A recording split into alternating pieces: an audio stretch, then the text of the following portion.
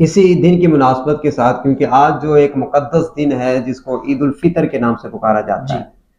تو جب حضور صلی اللہ علیہ وسلم نے مکے سے ہجرت فرما کر جب مدینہ شریف میں آئے، جب جس کو یثرب کہا جاتا ہے، تو جب حضور کے قدم لگ گئے، اللہ رب العزت، یثرب کہتے ہیں بیماریوں کے شہر کو،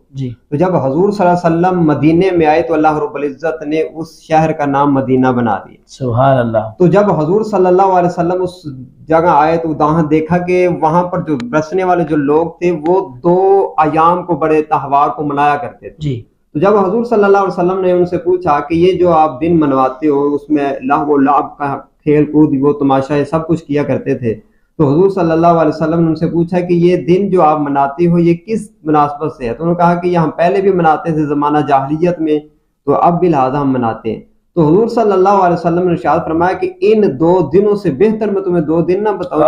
سلام اللہ رب العزت نے ہمیں عطا کیا۔ تو حضور نے فرمایا ان میں سے ان دونوں سے جو سب سے بہتر وہ دن ہے، فرمایا کہ ایک عید الفطر ہے اور دوسری عید الاضحیٰ، سبحان اللہ۔ تو یہ حضور جب مدینے میں ریاست مدینہ جب حضور نے قائم کی، یہ 2 خوشی والے دن اللہ رب العزت نے اس وقت ہی ہمیں عطا کر دیا، سبحان اللہ۔ اسی طرح سورۃ المائدہ کے اندر آیات نمبر 114 کے اندر سورہ مریم علیہ السلام، حضرت عیسیٰ بن مریم کا یہ دعا کا تذکرہ آتا ہے کہ جب اللہ رب العزت کی بارگاہ میں انہوں نے دعا کی کہ مولا آسمانوں سے ہمیں دسترخوان نازل فرما کہ تاکہ ہمارے اگلے اور پچھلے اس دن کو بطور عید قرار پائے، تو اللہ رب العزت نے جب وہ دسترخوان اتارا، تو یعنی کہ اللہ رب العزت جب کسی قوم کو کوئی نعمت عطا کرتا ہے اس دن کو عید کے طور پر منانا یہ پہلی امتوں میں بھی رائج ہے۔ تو لہٰذا اللہ رب العزت نے سب سے بڑی جو نعمت ہمیں عطا کی ہے وہ ہمیں روزے عطا کی، اور روزوں میں جو ہمیں شکرانے کے طور پر ہمیں جو ایک دن میں اثر آتا ہے وہ عید الفطر کا دن، جی بالکل، جس کو بہت ہی مقدس دن قرار دیا گیا۔ حضور صلی اللہ علیہ وسلم فرماتے ہیں کہ جب عید الفطر کا دن آتا ہے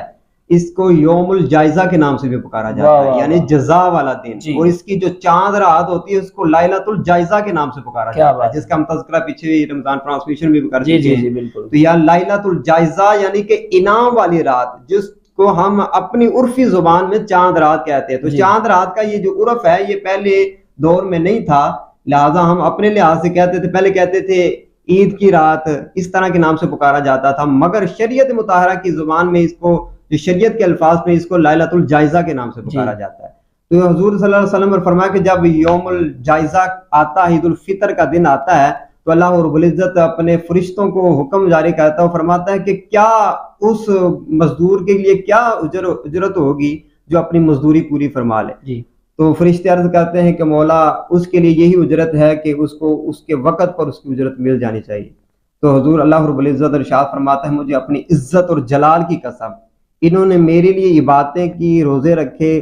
سب کچھ میرے لیے یہ عمل کرتے رہے، فرمایا کہ اب یہ جو کچھ بھی مجھ سے مانگیں گے میں ان کو عطا کروں، سبحان اللہ۔ یعنی وہ فرشتے گلی محلوں کے اندر، اب دیکھیں نا، ہم ایک دوسرے سے عید ملتے ہیں اور ہمیں خوشی ملتی ہے کہ ایک دوسرے سے گلے لگنا، ملنا، تو آپ دیکھیں نا جب اللہ رب العزت اپنے بندوں سے ملاقات فرما رہا ہو فرشتوں کے ذریعے سے، تو فرشتے گلی بازاروں میں کھڑے ہو کر وہ سلام پیش کر رہے ہوتے ہیں اللہ تعالیٰ کا کہ تم پر سلامتی ہو، تم پر سلامتی ہو۔ تو جب ہم تکبیریں کہی جاتی ہیں، یہ ایک مستحب عمل ہے اور سنت بھی ہے کہ جب عید نماز کی طرف جایا جائے تو یہ تکبیرات کہی جاتی ہیں، اللہ اکبر، اللہ کی بڑائی بیان کی جاتی ہے۔ اسی طرح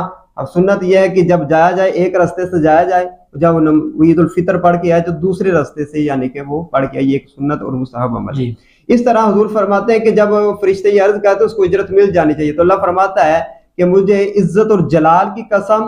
انہوں نے میرے لیے روزے رکھے، نمازیں پڑھی، سب کچھ کیا، تو یہ جب جو مانگیں گے میں ان کو عطا کروں گا، حتیٰ کہ جب وہ عید الفطر نماز پڑھ کے جب وہ واپس آتے ہیں اللہ رب العزت سب کو گناہوں سے معاف فرما دیتا ہے، سبحان اللہ، ان کو پاک فرما دیتا ہے، یعنی کہ یہ اتنا مقدس اور پاکیزہ دن ہے۔ اس طرح کہتے ہیں آج رسم بھی ہے، دستور زمانہ بھی، آج تو مل لے، لہٰذا ایک تو دن بن گیا، ہم ملتے ہیں ایک دوسرے کے، رسم بھی بن گئی، ایک دستور زمانہ بھی ہے، آج ہم بڑوں دوسروں سے بھی مل لیتے ہیں، جس کو ہم نے پورا سال نہیں ملایا ہوتا، ہم ان سے بھی گلے مل لیتے ہیں، تو ہم اپنے رب سے کیوں نہیں ملتے؟ تو ظاہر جس طرح ہم نے پورے رمضان مبارک میں روزے رکھے، تراویح پڑھی، اللہ رب العزت کے حضور سجدہ ریز ہوئی، اسی طرح ہمیں عید والے دن بھی عبادات کو اسی طرح اہتمام کرنا چاہیے۔ جیسے ہم عید کے دن اگر ہم عصر کے وقت آ کے ہماری بریک لگ جاتی ہے، نماز نہیں کوئی پڑھتا، ظہر کی ہم نہیں پڑھتے، فجر کی نہیں پڑھتے، تو ہم دیکھیں نا ہم نے پھر پورے رمضان سے سیکھا کیا ہے، شیطان کو تو ہم نے خوش کر دیا۔ تو شیطان پھر یہی کہتا ہوگا کہ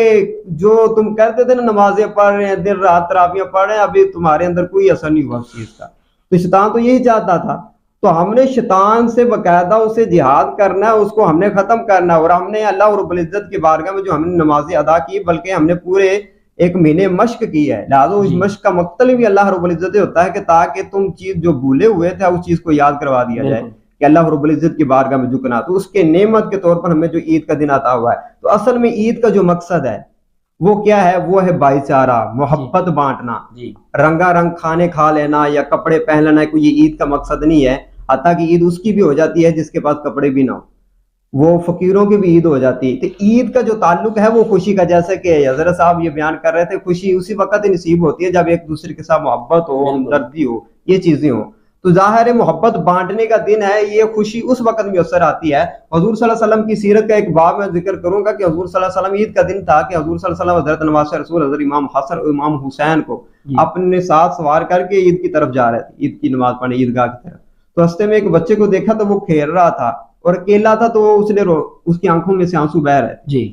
تو جب حضور صلی اللہ علیہ وسلم نے اس کو دیکھا تو حضور صلی اللہ علیہ وسلم, ظاہر ہے حضور صلی اللہ علیہ وسلم بچوں سے بھی شفقت اور محبت کرنے والے تھے. آپ در یتیم تھے اور یتیموں کا سہارا بننے والے تھے, بیواؤں کا سہارا بننے والے تھے. حضور صلی اللہ علیہ وسلم جب یہ دیکھا تو حضور صلی اللہ علیہ وسلم کو رہا نہیں گیا, تو حضور صلی اللہ علیہ وسلم نے اس کو بلایا اور کہا کہ کیا ماجرا, تو آج عید کا دن ہے, خوشی کا دن ہے, تو رو رہا ہے. اس نے کہا کہ میں رو نہ تو اور کیا کروں, میرا باپ نہیں ہے کیونکہ میرا باپ کسی غزوے کے اندر شہید ہو گیا تھا.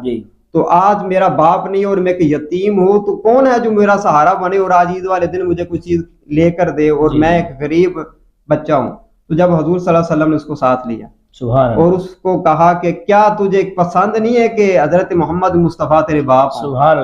تجھے پسند نہیں حضرت عائشہ صدیقہ تیری ماں ہو, اور تجھے پسند نہیں ہے حضرت امام حسن اور حسین تیرے بھائی ہوں, اور حضرت فاطمہ تو زہرا تیری بہن ہو, اور حضرت علی تیرے چچا ہوں,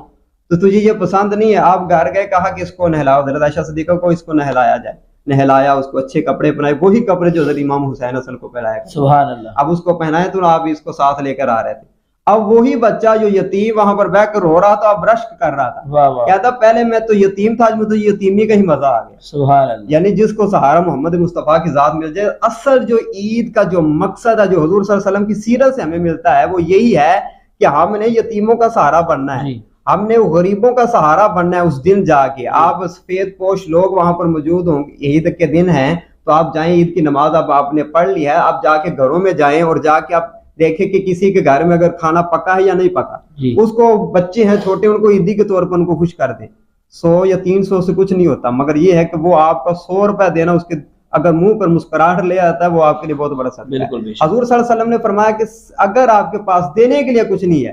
اور آپ ایک انسان کو اگر مسکراہٹ دے دو گے, یہ سب سے بڑا صدقہ. سبحان اللہ. عید والے دن جو سب سے بڑی ہمیں جو ایک چیز ملتی ہے وہ ہے مسکراہٹ,